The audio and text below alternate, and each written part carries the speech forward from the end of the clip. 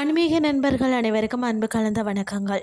இன்றைக்கி நாங்கள் ஆன்மீகம் சம்மந்தமான பதிவில் பார்த்தீங்கன்னா, ஞாயிறு ஏன் வாரத்தின் முதல் நாளாக இருக்கிறது அப்படின்னு சொல்லி தான் நாம் இன்றைக்கி பார்க்க போகிறோம். உலகத்தின் இயக்கமே சூரியனின் இயக்கத்தை கொண்டு தான் நடக்கிறது. சூரிய உதயத்திற்கு முன் பார்த்தீங்கன்னா காலையில் விழித்து அன்றாட கடமைகளை செய்யணும். மனிதர்கள் மட்டுமல்லாமல் எல்லா உயிர்களும் சூரிய உதயத்தின் போது கண் விழிக்கிறது. ஓரறிவு முதல் ஆறறிவு வரை பார்த்தீங்கன்னா எல்லா உயிர்களுக்கும் ஜீவாதாரமாக சூரியன் திகழ்கிறது. அதனால் வாரத்தின் முதல் நாளை சூரியனுக்குரிய நாளாக ஏற்படுத்தினர். தமிழின் ஐம்பெரும் காப்பியங்களில் முதல் நூலான சிலப்பதிகாரத்தில் கடவுள் வாழ்த்தின் தொடக்கமே பார்த்தீங்கன்னா ஞாயிறு போற்றதும் என்றே தொடங்குகிறது. மற்ற இயற்கையின் வழிபாடுகளான நிலா, மலை போன்ற தெய்வங்கள் சூரியனுக்கு பின்னரே வந்து குறிக்கப்படுகின்றது. ஆதி நாள் முதலே அகிலம் முழுவதும் சூரிய வழிபாடு நடந்து கொண்டுதான் இருக்கிறது. சூரியனே உலகின் முதல்வன் என்கின்றனர் வேதங்கள். கண்களால் காண முடியும் தெய்வம் சூரியனே என்று அவனையே முன்னிலைப்படுத்தி மந்திரங்கள் பலவும் வந்து ரிக் வேதத்தில் சொல்லப்பட்டுள்ளன. உலகத்தின் இருளை போக்குவதற்கான ஜோதியினை உருவாக்குபவன் தான் சூரியனே என்கிறது யஜீர் வேதம். உலகம் கதிரவனையே நம்பியே இருப்பதாலும் அதை சுற்றி வருவதாலும் கால மாற்றங்கள் சூரியனே வைத்து நடக்கிறது என்பதாலும் இந்திய விண்வெளி கணக்கீடுகள் ஞாயிறு வைத்து ஆரம்பிக்கிறது. இதன் காரணமாக ஞாயிற்றுக்கிழமையே வாரத்தின் முதல் நாளாக வைத்துள்ளனர்.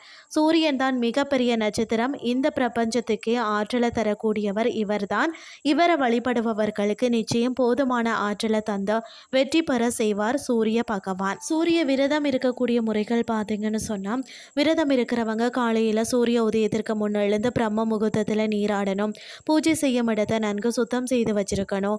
அர்ச்சனைக்கு ஒரு தட்டை தயார் செய்து அதில் கொஞ்சம் அரிசி, குங்குமம், சிவப்பு நிற மலர்கள் ஏதேனும் ஒரு பழம் ஆகியவற்றை வைத்து கொள்ளணும்.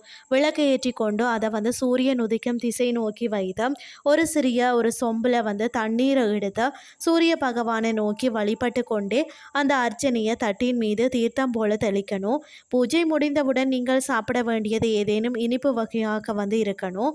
குறிப்பாக வெல்லம் சேர்த்து செய்யப்பட்ட அந்த இனிப்பை சாப்பிடலாம். அதற்கு பிறகு மாலை வரை தண்ணீர், பால் தவிர வேறு எதையுமே சாப்பிடக்கூடாது. காலை முதல் மாலை வரை சாப்பிடாமல் விரதம் இருந்துட்டு மாலையில் சூரிய அஸ்தமனத்திற்கு முன்பாகவே சாப்பிட்டு விடணும்.